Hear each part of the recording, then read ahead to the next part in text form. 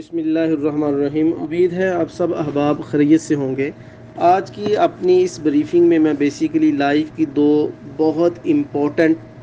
اور basic philosophies پر بات کرنا چاہ رہا ہوں، جس میں سے ایک فلاسفی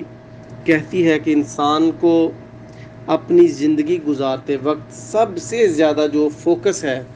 وہ اپنے فرائض کی بجا آوری پر کرنا چاہیے، اور زندگی کی جو دوسری فلاسفی ہے وہ اس چیز کو ایڈریس کرتی ہے کہ ہر شخص کے کچھ رائٹس ہیں، اس کے کچھ حقوق ہیں، اور اس انسان کو اپنی زندگی ان حقوق کے حصول کی جد و جہد میں گزارنی چاہیے۔ یہ دو ڈیفرنٹ قسم کے جو نا وہ نظریات ہیں زندگی گزارنے کے حوالے سے، یا اس کو اگر بہت آسان کر کے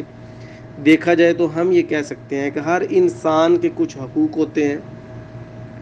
اس انسان کے پاس آپشن ہوتا ہے کہ اس کے جو حقوق ہیں اس نے اپنی زندگی ان حقوق کے حصول کی جد و جہد میں گزارنی ہے، ایک آپشن۔ دوسرا آپشن یہ ہوتا ہے کہ اس انسان کے پاس کچھ لوگوں کے حقوق پڑے ہوتے ہیں جو کہ بیسیکلی اس کے فرائض ہوتے ہیں۔ دوسرا آپشن اس انسان کے پاس یہ ہوتا ہے کہ کیا اس نے اپنی زندگی، پہلا آپشن کہ اپنے حقوق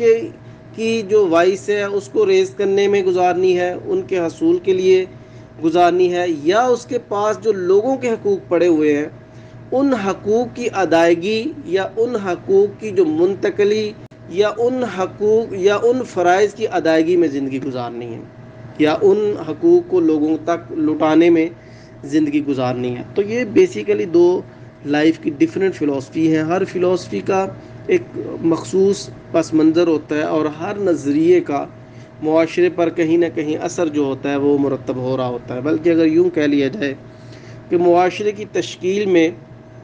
نظریات کا یا فلاسفی کا یا نفسیات کا بہت گہرا اثر ہوتا ہے۔ معاشرے کا رہن سہن، معاشرے کے رہن سہن کی اگر بات کر لی جائے، معاشرے کے طرز فکر کی اگر بات کر لی جائے، معاشرے کے طرز اعمال کی اگر بات کر لی جائے، اس کی روایات، اس کی تہذیب، اس کی تمدن، اس کی ترجیحات، یہ ساری کی ساری چیزیں بہت زیادہ ڈیپینڈ کر رہی ہوتی ہیں مخصوص معاشرے کے لوگوں نے زندگی گزارنے کے لیے کون سا نظریہ اڈاپٹ کیا ہوا ہے،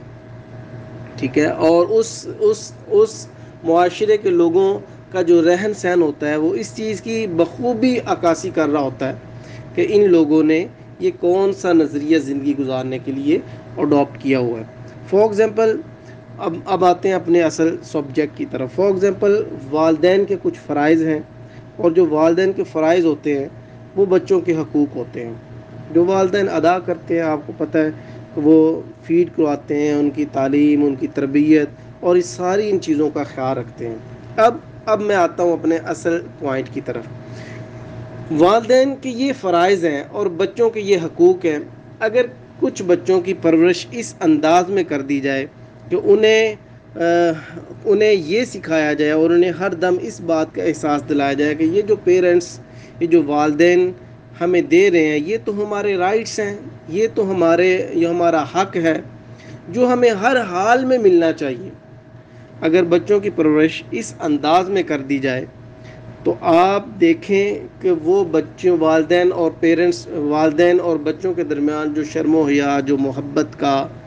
جو مودت کا، جو جاں فدا کرنے کا، جو صلہ رحمی کا، ہمدردی کا، احسان کا، وہ جو ایک خوبصورت ترین رشتہ ہے، کیا وہ مینٹین رہ پائے گا؟ بالکل نہیں رہ پائے گا۔ بیکوز جب کسی انسان کو اس بات کا احساس دلا دیا جاتا ہے کہ یہ میرا حق ہے، یہ ہر حال میں مجھے ملنا چاہیے، اور وہ شخص اگر اس شخص کا فوکس اس سنگل پوائنٹ پر ہو جائے تو ڈیفینیٹلی اس کا جو حق ہے وہ کسی نہ کسی کے پاس پڑا ہوا ہے۔ جیسے بچے کا حق جو ہے وہ والدین کے پاس پڑا ہوا ہے، اور والدین کے وہ فرائض ہیں۔ تو جو حق کسی کے پاس پڑا ہوا ہے تو جس کا حق پڑا ہوتا ہے وہ شخص سوچنا شروع کر دیتا ہے، اگر اس کو حق نہ ملے تو وہ یہ سوچنا شروع کر دیتا ہے کہ جس کے پاس میرا حق پڑا ہوا ہے وہ غاصب ہے، وہ میرے حقوق کو سلب کرنے والا ہے، وہ ظالم ہے، وہ غیر منصف ہے۔ تو آپ دیکھیں اگر پورا کا پورا معاشرہ، اگر پورے معاشرے کو لے لیا جائے اور اسے مختلف اکائیوں میں ڈیوائڈ کر دیا جائے. فار ایگزامپل خواتین کو علیحدہ کر دیا جائے, جو مرد حضرات ہیں ان کو علیحدہ کر دیا جائے, بچوں کو علیحدہ کر کے دیکھا جائے, اور پورے معاشرے کی ہر اکائی کی یہ سوچ بنا دی جائے کہ یہ میرا حق ہے, یہ مجھے ملنا چاہیے. تو اب آپ جا کے سوچیں کہ ان بنیادوں پر, اس نظریے کی بنیاد پر کیسی کیفیات پیدا ہوں گی. مجھے تو جو سمجھ چلتی ہے وہ یہی سمجھ چلتی ہے کہ اس نظریے کی بنیاد پر پرورش کی گئی کوئی فرد واحد ہو یا کوئی اجتماعیت ہو یا کوئی معاشرہ ہو, اس معاشرے میں ایک ہیجانی کیفیت رہتی ہے, اس معاشرے میں ایک جو ہے وہ انتشار کی کیفیت رہتی ہے, اس معاشرے میں طبقات کے دوران جو حقوق کی جنگ ہے وہ جنگ جو ہے نا وہ ہر وقت جاری رہتی ہے, جہاں ہر شخص دوسرے احباب سے, سوسائٹی کے دوسرے افراد سے اپنے حقوق کی جو کو چھیننے کی جدوجہد میں آپ کو نظر آئے گا, جہاں ہر شخص دوسرے کو اپنے حقوق کے راستے میں بہت بڑی رکاوٹ جو نا وہ تصور کرے گا, جس کا نتیجہ کیا نکلے گا کہ معاشرے میں جو خیر کا پہلو ہے, معاشرے میں جو رحم دلی کا پہلو ہے, وہ آہستہ آہستہ آہستہ ختم ہوتا چلا جائے گا. اس کی بجائے اب جو دوسرا نظریہ جو پہلا میں نے عرض کیا تھا کہ اگر ہر شخص اپنا فرض ادا کرنا شروع کر دے, تو ایک شخص جب اپنا فرض ادا کرتا ہے تو وہ کسی کا جو حقوق ہے وہ ان کو ادا کر رہا ہوتا ہے, وہ ان کی طرف پلٹا رہا ہوتا ہے. میرا فرض ہے, فار ایگزامپل میرا فرض ہے اپنے والدین کی میں خدمت کروں, تو والدین کا یہ حق ہے. جب میں اپنا فرض ادا کروں گا, والدین کے جو حقوق ہیں وہ خود بخود جو ہے نا وہ پورا ہونے شروع ہو جائیں گے. اسی طرح اگر ایک طالب علم ہے یا ایک بندہ ہے یا ایک بچہ ہے یا ایک والدین ہے, وہ سارے کے سارے اپنے حقوق, اپنے فرائض ادا کرنا شروع کر دیں گے, تو وہ انڈائریکٹلی وہ لوگوں کے جو حقوق ہیں ان کی ذات کے اوپر ان کو ادا کرنا شروع کر دیں گے. سم ٹائمز ایسا ہوتا ہے, سم ٹائم کچھ اسٹیٹس وغیرہ کی طرف سے ایشوز آ جاتے ہیں, یا کچھ صاحب اختیار جو لوگ ہوتے ہیں وہ حق نہیں دے پا رہے ہوتے. یس, ان کے حوالے سے بڑے پراپر وے میں آواز اٹھانی چاہیے, اپنے حقوق کو جو نا وہ ان کی ریکگنیشن کے لیے ایک یونائٹ اور ایک بڑی ویل مینج قسم کی ایفرٹس بھی منظم ایفرٹس بھی کرنی چاہیے. لیکن اس کا یہ مطلب نہیں ہے کہ آپ کسی اجتماعیت کی مجموعی نفسیات کا اس کو حصہ بنا دیں کہ آپ نے زندگی گزارنی ہے تو آپ نے صرف اپنے رائٹس کے لیے زندگی گزارنی ہے. اپنے رائٹس جو ہی آپ کو محسوس ہو کہ ہمارے رائٹس سلب کیے جا رہے ہیں, ہمارے حقوق کوئی شخص یا کوئی ریاست یا صاحب اختیار سلب کر رہا ہے, تو آپ نے فوراً ریئیکشن دینا ہے. آپ نے فوراً کسی بھی اجتماعیت کی اگر آپ یہ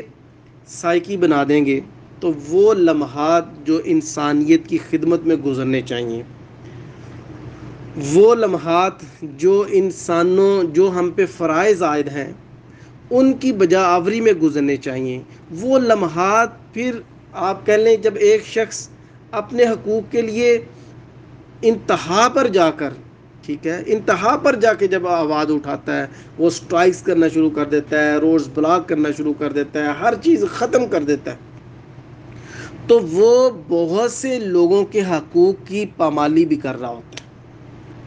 اس کی نظر میں بہت سے لوگوں کے حقوق جو ہیں وہ اوجھل ہو رہے ہوتے ہیں. یہ وہ پوائنٹ ہے, یہ وہ نقطہ ہے جسے کہ لوگوں کے حقوق ایک پل کے لیے, ایک لمحے کے لیے بھی اوجھل ہو جانا, اسلام اس کو ایک لمحے کے لیے بھی افورڈ نہیں کر سکتا. بلکہ اسلام دیکھیں آپ جتنی عنایات ہیں, کتنی دلچسپ بات ہے کہ اسلام نے جتنی عنایات کا ذکر کیا, جتنا اپنا یعنی نجات کا ذکر کیا, وہ ساری کی ساری فرائض پر ہیں کہ آپ یہ ادا کریں, یہ نماز آپ پہ فرض ہے, ادا کریں گے جنت ملے گی, لوگوں کے حقوق ہیں ادا کریں گے یہ ہوگا. تو اسلام نے اپنا سارا کا سارا جو فوکس ہے, سارے کے سارے جو انعامات ہیں, ساری جو نجات ہے, وہ اسلام نے فرائض کے ساتھ منسلک کی رکھی کہ آپ نے یہ ادا کرنا ہے, اس کے کریڈٹ میں آپ کو یہ چیزیں آپ کو جو نا وہ دی جائیں گی. تو اسلام فرائض کی ادائیگی پر, فرائض کی بجا آوری پر فوکس کرتا ہے. اور جب کوئی معاشرہ اس کا یہ تصور زندگی بن جاتا ہے کہ اس نے اپنے فرائض کی بجاوری پر فوکس کرنا ہے، تو وہ انڈائریکٹلی لوگوں کے جو حقوق ہوتے ہیں وہ خود بخود جو نا میٹ ہونا شروع ہو جاتے ہیں۔ اس کی بجائے ایک ایسی گورنمنٹ یا ایک ایسا معاشرہ جس کی سماجی، سیاسی، معاشرتی کوئی بھی جو سٹرکچر ہے اس کا اتنا مضبوط نہیں ہے، اور نہ ہی وہ ویلفیئر اسٹیٹ ہے۔ ویلفیئر اسٹیٹس کا کچھ پروسیجر یا ان کا کچھ میتھڈ ڈفرینٹ ہوتا ہے۔ فار ایگزامپل وہاں پر اگر کسی کو یتیم بچے کو یا کسی بچے کو نانفقہ اس کا نہ مل رہا ہو، تو جو گورنمنٹ ہوتی ہے وہ اس کو اون کر لیتی ہے، یا جو ویلفیئر اسٹیٹ ہوتی ہے وہ اس کو اون کر لیتی ہے۔ فار ایگزامپل ابھی کرونا کی مثال بھی ہمارے سامنے ہے کہ بہت سے ایسے کنٹریز ہیں جہاں کے لوگ اپنی جاب کرنے سے قاصر تھے، گورنمنٹ نے انہیں اپنا لیا، ان کو سیلریز وغیرہ دی، انہیں انسینٹوز دیا، ان کو کھانے پینے کی اشیاء دی۔ یعنی ویلفیئر اسٹیٹس میں بہت سے لوگوں کے جو حقوق ہوتے ہیں ان کی جو پروٹیکشن ہوتی ہے وہ گورنمنٹ اپنے ذمہ لے لیتی ہے۔ لیکن یہ کتنی اسٹیٹس ہیں اکراس دی ورلڈ؟ بہت تھوڑی اسٹیٹس ہیں، اربوں کے حساب سے آبادی ہے، تو آپ دیکھیں گے کہ اربوں کی آبادی میں سے آپ کو 7 ارب کی آبادی میں سے آپ کو کچھ کروڑوں میں ہی ایسی آپ کو اسٹیٹس نظر آئیں گی جو اپنے شہریوں کے حقوق کی خود حفاظت کرتی ہیں۔ اور جب ایسے معاشرہ جہاں پہ اسٹرکچر اتنا مضبوط نہ ہو، جیسے میں نے پہلے عرض کیا، سماجی، سیاسی، معاشی، تو ایسے اسٹرکچر میں اگر یہ ایک اس سائیکی کو لوگوں کی طبیعت کا اگر حصہ بنا دیا جائے کہ بھائی یہ ہمارے حقوق ہے، یہ ہمارا حق ہے، یہ ہمیں ہر حال میں ملنا ہے، یہ ہمیں نہیں ملے گا تو ہم اس کی حصول کے لیے اپنا سارا جو فوکس ہے وہ ان حقوق کے حصول کی جدوجہد میں اپنا وقت گزاریں گے، تو آپ ذرا خود امیجن کریں کہ اس معاشرے میں جو فرسٹریشن ہے یا اس معاشرے میں جو افراتفری ہے اس کی کیفیات کیا ہوں گی۔ اسلام ماشاءاللہ آپ دیکھیں بڑا زبردست قسم کا جو ہے نا وہ دین ہے۔ اسلام کو اب آپ سمجھنے کی کوشش کریں، میں بڑا امپورٹنٹ پوائنٹ بتانے لگا ہوں۔ اسلام نے اگر بچوں کے حقوق کی بات کی ہے تو اس نے ڈائریکٹلی بچوں سے وہ مخاطب نہیں ہوا کہ تمہارے یہ حقوق ہیں، وہ والدین سے مخاطب ہوا ہے کہ تمہارے یہ فرائض ہیں جو آپ نے ادا کرنے ہیں۔ اسی طرح جب اس نے والدین کے حقوق کی بات کرنی تھی تو اس نے والدین سے وہ مخاطب نہیں ہوا کہ تمہارے یہ حق ہیں جو تمہیں ہر حال میں ملنے چاہیے، نہیں، وہ بچوں سے مخاطب ہوا ہے کہ تمہارے یہ جو نا وہ فرائض ہیں اپنے والدین کی بابت جو آپ نے ہر حال میں ادا کرنے ہیں۔ تو اسلام جو ہے یہ 100% اپنا جو فوکس ہے وہ فرائض کی بجاوری پر لگاتا ہے۔ کیوں لگاتا ہے؟ اسے پتہ ہے جب ہر شخص اپنے فرائض کی جو نا وہ ادائیگی کرنا شروع کر دے گا تو وہ الٹیمیٹلی لوگوں کے حقوق ادا ہونا شروع ہو جائیں گے، ٹھیک ہے۔ بلکہ آپ دیکھیں کہ جتنا جو تصوف ہے وہ بھی آپ دیکھ لیں کہ تصوف کے جو حامی لوگ تھے، جو شیوخ لوگ تھے جن کی کنٹریبیوشن ہے سوسائٹی میں، تو وہ لوگ بھی بہت زیادہ جو اپنا فوکس تھے وہ فرائض کی بجاوری پہ لگاتے تھے۔ انہیں کسی قسم کی کوئی سیلری نہیں ملتی، ان پر کسی قسم کی کوئی پوزیشن انہیں کو گورنمنٹ الاٹ نہیں کرتی تھی، لیکن وہ خود چیزوں کو دیکھتے، خود اپنے فرائض ادا کرتے، وہ فرائض جو اللہ رب العزت نے ایز اے ہیومن بینگ انسان پر عائد کیے رکھے ہیں۔ جیسے ایدی صاحب تھے، جو ایدی صاحب کو کوئی تنخواہ تو نہیں دیتا تھا نا، ایدی صاحب کو کوئی بونڈ تو نہیں کرتا تھا کہ آپ نے بچوں کی پرورش کرنی ہے، آپ نے جو میتیں ہیں جن کا کوئی آگے پیچھے نہیں ان کو آپ نے سنبھالنا ہے، جو یتیم ہیں ان کو آپ نے، یہ ساری کی ساری چیزیں اللہ رب العزت کی طرف سے ان پر آئی تھیں، اور ان فرائض کی بجاوری پر انہوں نے اپنی زندگی گزاری۔ بہت خوبصورت اگزامپل ہے نبوت کی، آپ انبیاء کرام کو دیکھ لیں، انبیاء کرام پر کتنا ظلم ہوا، جسمانی ظلم کی بات کر لیں، ذہنی ظلم کی بات کر لیں، یا نفسیاتی ظلم کی بات کر لیں، انہیں گھر سے باہر کیا گیا، ہر طرح کی مشکلات، ہر طرح کا ظلم جو تھا وہ انبیاء کرام کے ساتھ روا کے رکھا گیا، لیکن دیکھیں وہ ایک پل کے لیے بھی اپنے فرائض کی ادائیگی سے انہوں نے کوتاہی نہیں برتی۔ کون سا فرض؟ وہ فرض جو اللہ رب العزت نے ان کے ذمے لگایا ہوا تھا کہ انہوں نے یہ اللہ کا جو میسج ہے وہ اللہ کی مخلوق کی طرف کنوے کرنا ہے۔ تو ان کی جو زندگی تھی اس میں سارا کا سارا جو فوکس تھا ان کا فرائض کی بجا آوری پر تھا۔ اسی طرح اگر ایک شخص آپ ایک حدیث پاک مجھے یاد آ رہی ہے، غالباً حدیث قدسی ہے، جس میں اللہ رب العزت اپنے بندے سے آخرت میں پوچھیں گے کہ اے بندے میں بھوکا تھا تو نے مجھے کھانا نہیں کھلایا، اے بندے میرے پاس لباس نہیں تھا تو نے مجھے لباس مہیا نہیں کیا، میں بے لباس تھا تو نے مجھے لباس نہیں دیا، میں بیمار تھا تو نے میری تیمارداری نہیں کی۔ تو بندہ عرض کرے گا یا اللہ کچھ سوالات تو فرشتے کریں گے، لیکن کچھ ایسے بھی سوالات ہیں جو اللہ رب العزت بندے سے ڈائریکٹلی خود کریں گے۔ تو بندہ عرض کرے گا یا اللہ رب العزت تو رازق ہے، تو کیسے بھوکا ہو سکتا ہے؟ تو اللہ رب العزت فرمائیں گے کہ میرا فلاں شخص بھوکا تھا، میرا بندہ بھوکا تھا، اگر تو اسے کھانا کھلا دیتا تو ایسی تھا جیسے تو نے مجھے کھانا کھلا دیا۔ یہاں پہ آپ ذرا سوچیں کہ اللہ رب العزت نے بندے کی جو بھوک ہے اس بھوک کو اپنی بھوک قرار دیتے ہوئے اپنی ذات، بندے کے جو حقوق ہیں ہم پر، بندے کے جو ہم پر حقوق ہیں، وہ حقوق کو اپنا حقوق ڈکلیئر کرتے ہوئے ان کی ادائیگی پر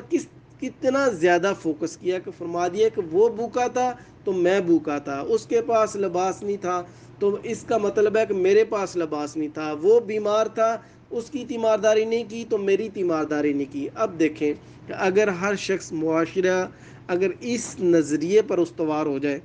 کہ یہ تو میرا حق تھا، یہ تو مجھے ملنا چاہیے، تو مجھے آپ بتائیں کیا کسی کو کوئی بھوکا نظر آئے گا؟ کیا کسی کو کوئی بے لباس نظر آئے گا؟ کسی کو کوئی بیمار یا مجبور یا کوئی لاچار نظر آئے گا؟ بالکل بھی نہیں آئے گا۔ تو یہ بیسیکلی آج کی ویڈیو کے میری جو گزارشات تھی کہ انسان کو جو اپنا فوکس ہے وہ میکسیمم، جیسے میں نے عرض کی کہ جب قرآن بچوں کے حقوق کی بات کرتا ہے تو وہ بچوں سے ایڈریس نہیں کر رہا، وہ بچوں سے مخاطب نہیں ہوتا کہ تمہارے یہ حق ہیں جو ہر حال میں تمہیں ملنے چاہیے۔ وہ فرائض وہ والدین کو مخاطب ہوتا ہے، والدین سے، کہ تمہارے یہ فرائض ہے جو آپ نے بچوں کے ادا کرنے ہیں۔ اسی طرح جب والدین کے جو حقوق ہیں وہ والدین سے مخاطب نہیں ہوتا کہ تمہارے یہ حق ہے، وہ بچوں سے مخاطب ہوتا ہے کہ تمہارے یہ فرائض ہیں جو آپ نے ادا کرنے ہیں۔ تو اگر یہ تصور زندگی آپ دیکھیں کہ اگر یہ انسان کا اوڑھنا بچھوڑنا بن جائے تو اٹھتے بیٹھتے چلتے کسی سے بات کرتے کتنے ایسے لوگ ہیں جن کے ہم حقوق ادا کر رہے ہوں گے، اور معاشرے میں کتنی محبت کا، کتنا اخوت کا، مساوات کا، صلہ رحمی کا، ہمدردی کا، اور کتنی زبردست قسم کی جو نا وہ چیزیں پیدا ہونا شروع ہو جائیں گی۔ اور اس کی بجائے اگر ہم اپنا سارا کا سارا فوکس اس بات پہ لگا دیں کہ ہمارے یہ حق ہیں اور ہمیں یہ ہر حال میں ملنے چاہیے، اور ہم سارا کا ساری اپنی انرجی، سارا کا سارا اپنا ٹیلنٹ، سارے کے سارے اپنے وسائل اس اپنے حقوق کی جد و جہد میں گزار دیں، تو آپ دیکھ لیں کہ وہ حقوق جو ہم سمجھتے ہیں کہ سلب ہو رہے ہیں وہ لوگوں کے پاس پڑے ہوئے ہیں، وہ یا اسٹیٹ کے پاس پڑے ہوں گے یا صاحب اختیار کے پاس پڑے ہوں گے، تو ہم لوگوں کو ظالم سمجھنا شروع کر دیں گے، لوگوں کو غیر منصف، لوگوں کو جو نا وہ غاصب سمجھنا شروع کر دیں گے۔ معاشرے میں ایک بڑی ہیجانی سی جو کیفیت ہے، ایک جو انتشار والی کیفیت ہے، وہ پیدا ہونا شروع ہو جائے گی۔ اور اگر ہم اپنے فرائض پہ ہر بندہ فوکس کرے گا تو اب وہ اپنا فرض ادا کر رہا ہوگا، لیکن انڈائریکٹلی لوگوں کے حقوق وہ ادا کر رہا ہوگا۔ ٹھیک ہے، تو اس طرح معاشرے میں محبت کے جذبات کو، امن کے جذبات کو، رواداری کے جذبات کو مینٹین رکھا جا سکتا ہے۔ بہر دیگر اللہ رب العزت ہمیں ایک دوسرے کے دکھ درد سمجھنے کی توفیق عطا فرمائے، جس طرح آقا صلوات و اسلام نے فرمایا نا، تمام مسلمان جسم واحد ہیں، اور ایک جگہ پہ آپ نے اپنی انگلیوں میں انگلیاں ڈالتے ہوئے بھی فرمایا کہ تمام مسلمان ایسے ہیں، سوسائٹی کے تمام لوگ۔ تو ہمیں اس طرح شیر و شکر، اس طرح ایک دوسرے کے قریب آنے کی، اس طرح ایک دوسرے کو انڈرسٹینڈ کرنے کی توفیق عطا فرمائے۔ بہت شکریہ۔ السلام علیکم ورحمۃ اللہ وبرکاتہ۔